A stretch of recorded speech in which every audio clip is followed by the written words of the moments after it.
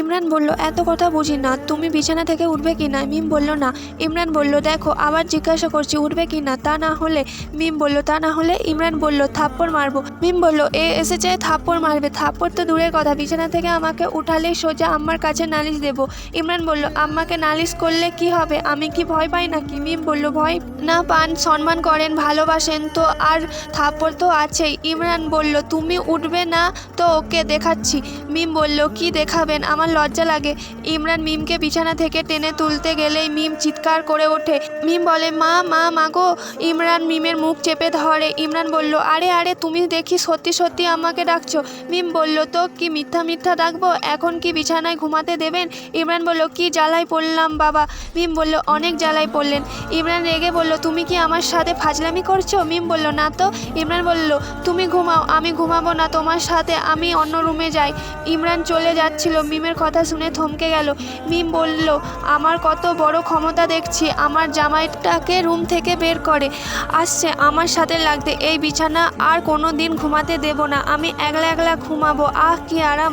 ইমরান মনে মনে বলল, কি আমাকে এত বড় কথা? আমার বিছানায় একলা একলা ঘুমাবে আর আমি নাকি অন্য রুমে ঘুমাবো? না, আমি এই রুমে এই বিছানায় ঘুমাবো।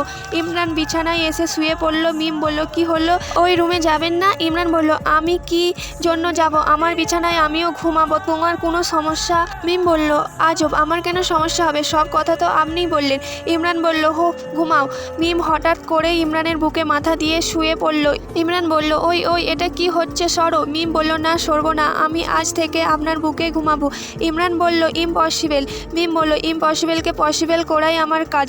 ইমরান মিমকে সরাতে চেষ্টা করছে, বাট পারছে না। মিম শক্ত করে ইমরানকে জড়িয়ে ধরে আছে। রেগে ইমরান বলল, এই মেয়ে, উঠতে বলছি না, উঠবে কি না, নাকি তুলে আছাড় মারবো? মিম বলল, মারেন না, সোজা আমার কাছে নালিশ দেব, এক্ষুনি দিচ্ছি আম্মা। ইমরান বলল, ওই চুপ, চিল্লাতে হবে না, তুমি আমার বুকেই ঘুমাও। মিম বলল, থ্যাংক ইউ জামাই।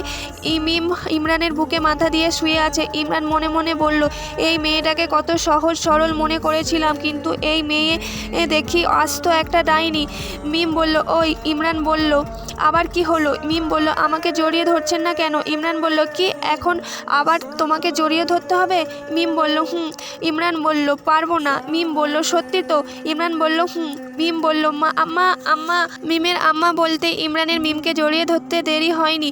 মিম হাসছে, ইমরান রেগে আছে। ইমরান মনে মনে হলো, কি শয়তান মাইয়া, কোথায় কোথায় আম্মাকে ডাকে, মনে হচ্ছে তুলে আছাড় মারি।